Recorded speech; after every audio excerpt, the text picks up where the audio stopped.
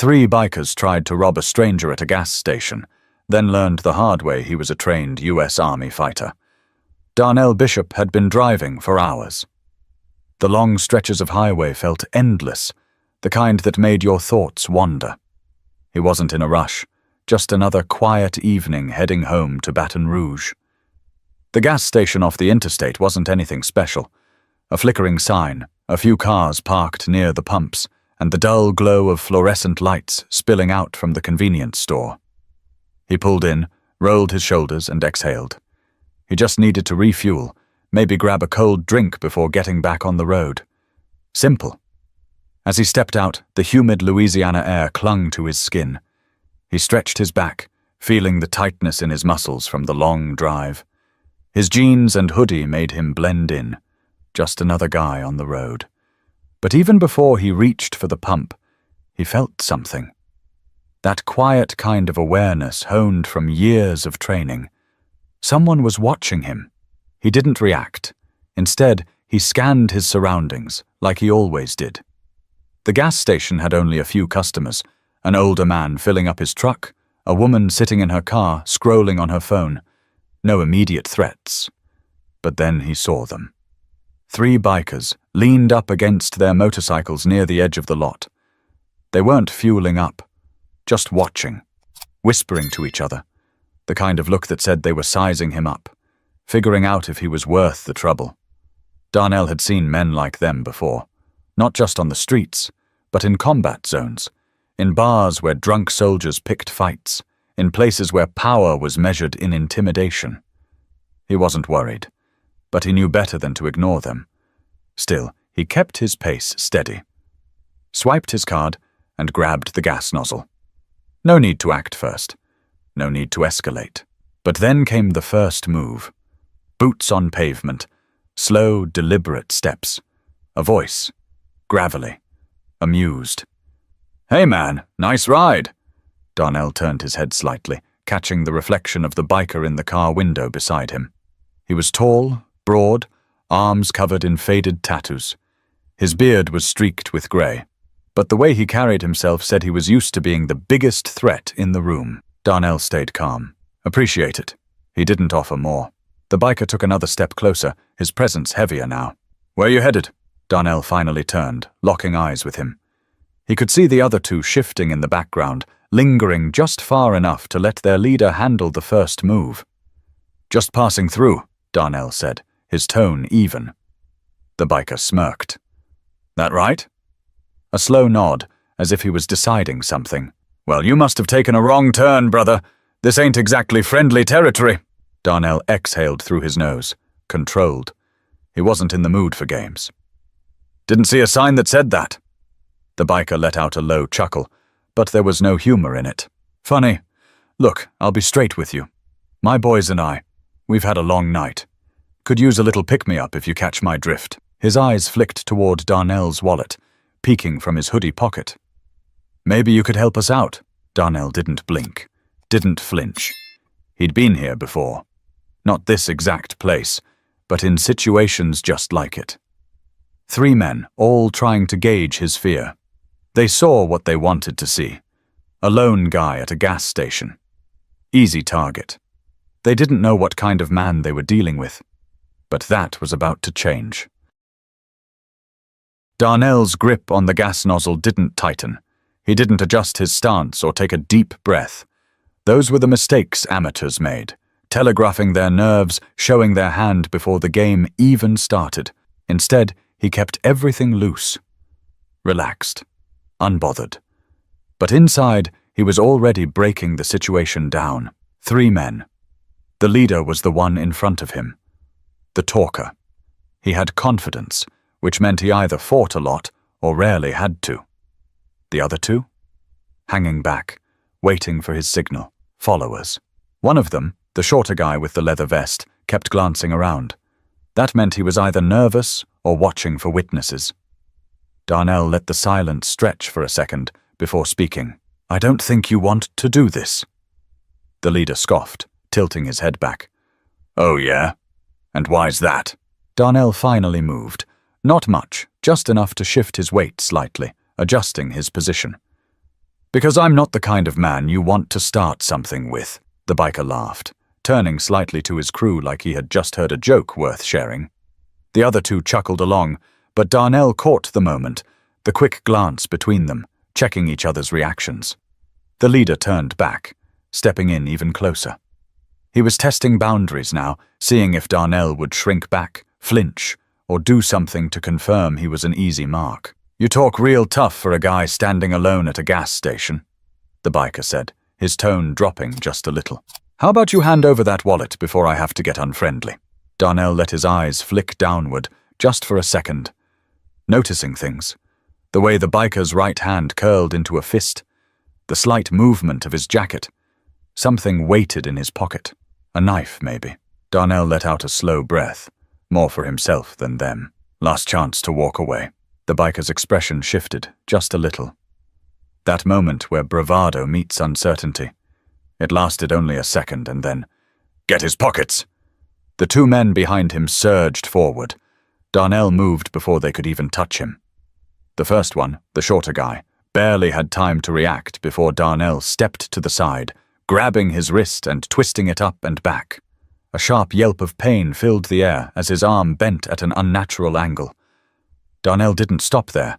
He kicked the man's knee from behind, sending him crashing to the ground, groaning. The second guy hesitated, but only for a second. Bad move. Darnell pivoted, using the moment of hesitation to strike. A quick elbow to the ribs, a follow-up blow to the throat. Not enough to kill, but enough to make sure he wouldn't be breathing right for a while. The man staggered back, gasping, hands clutching his throat. And then it was just the leader. The biker had taken a step back, hand dipping into his jacket now. A blade flashed in the fluorescent light. Darnell's heart rate didn't even spike. The biker lunged, but Darnell had already read the movement. He sidestepped, grabbing the man's wrist mid-swing, twisting it with practiced precision. The knife clattered to the pavement, and before the biker could react, Darnell struck. 1, 2, 3 precise blows. The biker's head snapped back, then forward as a fist drove into his gut. His knees wobbled, and then he hit the ground. The whole thing had taken less than 10 seconds.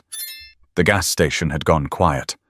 The old man by the truck had stopped pumping gas, mouth slightly open. The woman in her car had locked eyes with Darnell through her windshield. A store clerk inside peeked through the glass, phone in hand, probably calling someone. Darnell exhaled, rolling his shoulders.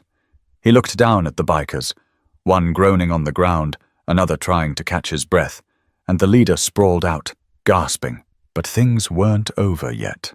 The leader struggled to his hands and knees, blinking hard, shaking off the hits. He wasn't used to being on the receiving end of a fight. His lip was split, a thin trickle of blood running down his chin. He looked up at Darnell, something wild in his eyes. Anger, humiliation, maybe even a little fear. But fear wasn't always enough to stop a man from doing something stupid. Darnell saw it coming before the biker even made his move. The slight shift of his weight, the way his right hand inched toward his jacket again. Another weapon? Maybe a gun this time. Darnell couldn't afford to guess. The leader lunged. Darnell reacted instantly. He grabbed the man's wrist before it reached his pocket, twisting it hard. A grunt of pain ripped from the biker's throat as Darnell yanked him forward and drove a knee straight into his ribs. The impact sent a shockwave through his body, forcing the air from his lungs in a choked gasp. But Darnell didn't stop there. He pivoted, planting his foot and driving his elbow into the side of the man's head. The biker stumbled, his balance gone. His hands shot out, desperate to grab something, but Darnell stepped in, hooked his leg behind the biker's knee and shoved. The man hit the pavement hard, back smacking against the concrete. A sharp oof escaped him, the sound of someone who just had the wind knocked clean out of their chest. Darnell took a slow step back, breathing steady. The leader wasn't getting up this time, but the other two still had some fight left in them. The one Darnell had dropped first, the shorter guy, had recovered enough to push himself up on shaky legs, his face twisted in a mixture of rage and embarrassment. He wasn't thinking anymore, just reacting. He grabbed a tire iron from the side of his bike and charged. Darnell didn't move right away. He let the man get closer, let him commit to the swing. The tire iron cut through the air, aiming straight for his ribs. Darnell shifted just enough to let the swing pass in front of him. In the same motion, he grabbed the biker's wrist and yanked forward, using the man's own momentum against him. The biker barely had time to register what was happening before Darnell drove his forearm into his elbow, forcing it to bend in the wrong direction. A scream tore through the quiet of the gas station lot. The tire iron clattered to the ground. Darnell stepped forward and delivered a final shove, sending the man crashing onto the pavement beside his leader. 2 down.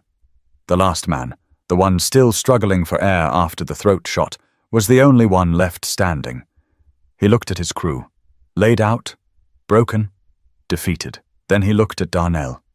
And for the first time all night, he made the smartest decision. He raised his hands and took a step back. "Ain't worth it, man," he muttered, voice hoarse. "We're done." Darnell held his stare for a moment longer, making sure the man meant it.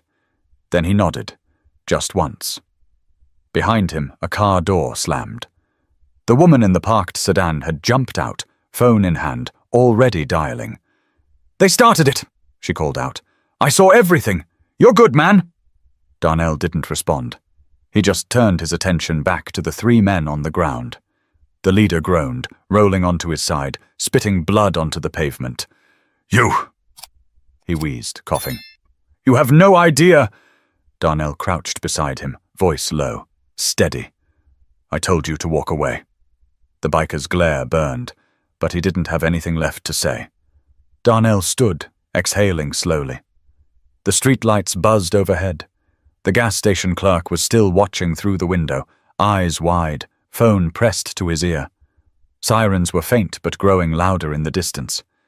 And Darnell knew this wasn't over yet. Darnell didn't move as the sirens grew louder, their wailing cry cutting through the humid Louisiana night. The woman with the phone was still standing near her car, eyes bouncing between him and the bikers on the ground. "I told them not to do it," she muttered, shaking her head. "They thought you were just some regular guy." Darnell let the words sit in the air. A moment later, the first squad car rolled in, tires crunching over gravel. Then another. Red and blue lights washed over the gas station, flickering against the windows of the convenience store. The bikers barely stirred, still groaning, still trying to gather themselves after the beating they never saw coming. 2 deputies stepped out, hands hovering near their holsters. The one in front, a stocky man with a thick mustache, scanned the scene before locking eyes with Darnell. "You the one who did all this?" His tone wasn't accusing. More like he was just trying to catch up with the situation. Darnell didn't answer right away. His mind was already running through the possibilities, how this could play out, how easily things could go sideways. The woman near the car stepped forward, shaking her phone. "I got it on video. They jumped him. He just defended himself." The second deputy, younger, thinner, shifted his gaze to the bikers. The leader, still coughing up blood, rolled onto his back and let out a bitter laugh. "That's bull," he spat. "He attacked us." Darnell tilted his head, studying the man. Even after all that, he still had the nerve to lie.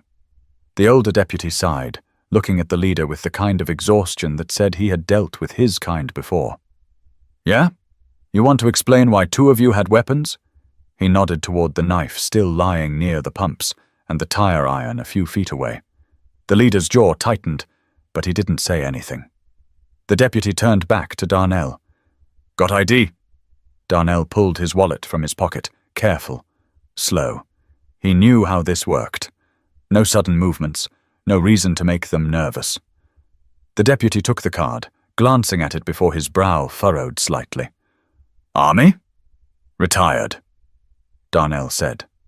The deputy let out a slow breath, handing the ID back. "Explains a lot." He jerked his head toward the bikers. "You pressing charges?" Darnell hesitated. He looked down at the 3 men, at the bruises and cuts forming along their faces.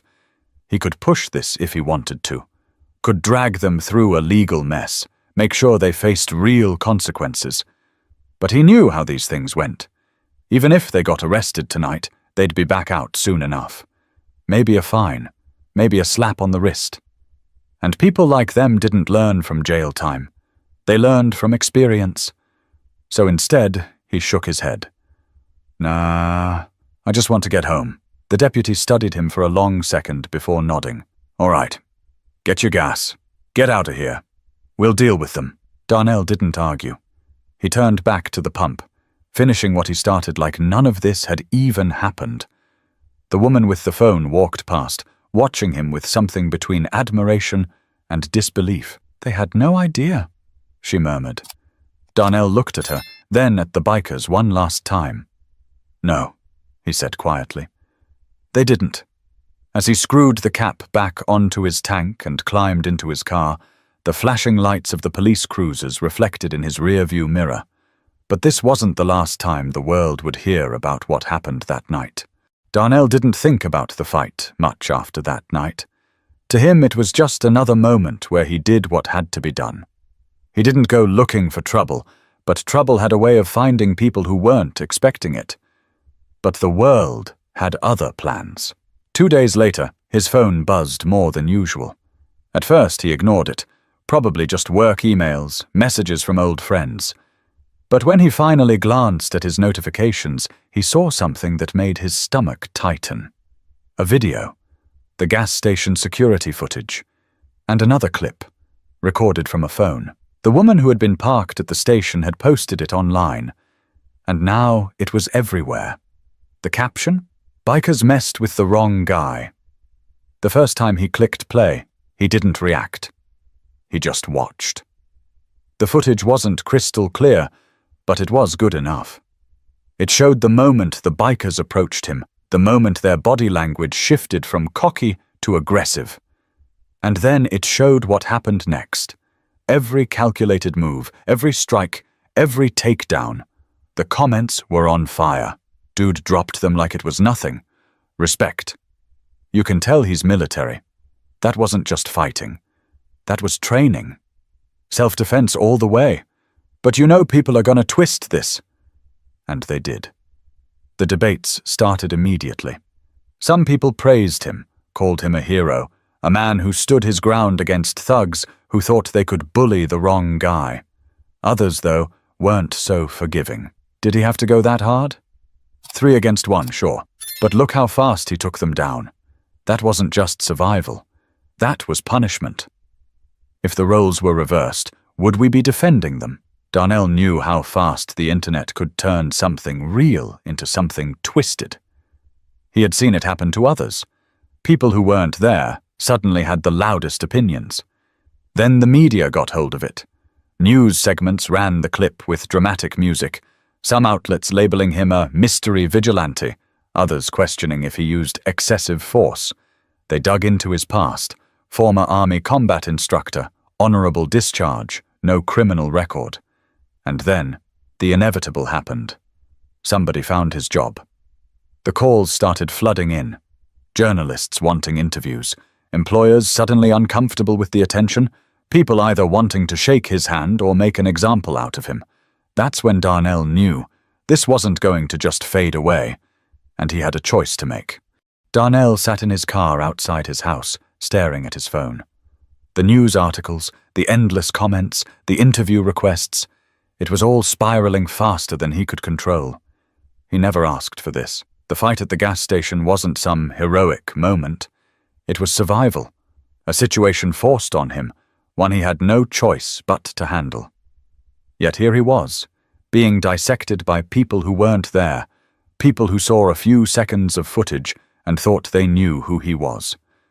His boss had already called, told him to lay low until things died down. That was corporate speak for "we don't want this attention on us." Darnell understood. It wasn't fair, but life rarely was. His mother's name popped up on his screen. He let it ring a few times before answering. "Baby," she sighed. "I saw the video," Darnell exhaled, leaning his head back against the seat. "Figured you would." She was quiet for a moment. "I know you didn't start that fight. I raised you better than that." "I didn't," he said. "I know." Another pause. But the world don't always care about the truth. That part he knew better than anyone. "You all right?" she asked. "I'm fine." She didn't sound convinced. "I just don't want this to turn into something ugly for you." Darnell rubbed a hand over his face.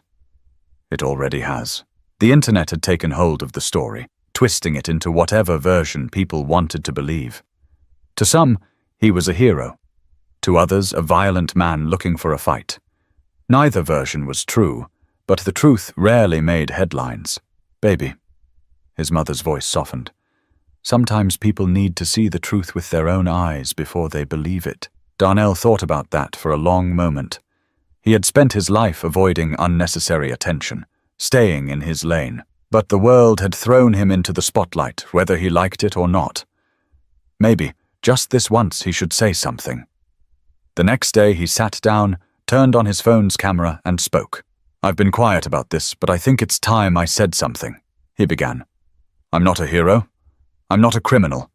I'm just a man who didn't want to be a victim. He told the truth. Plain and simple.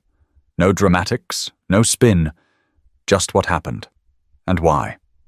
The video spread just as fast as the fight footage, and slowly, the narrative started to shift. People listened. Some still criticized him, but others understood. In the end, Darnell didn't care about going viral.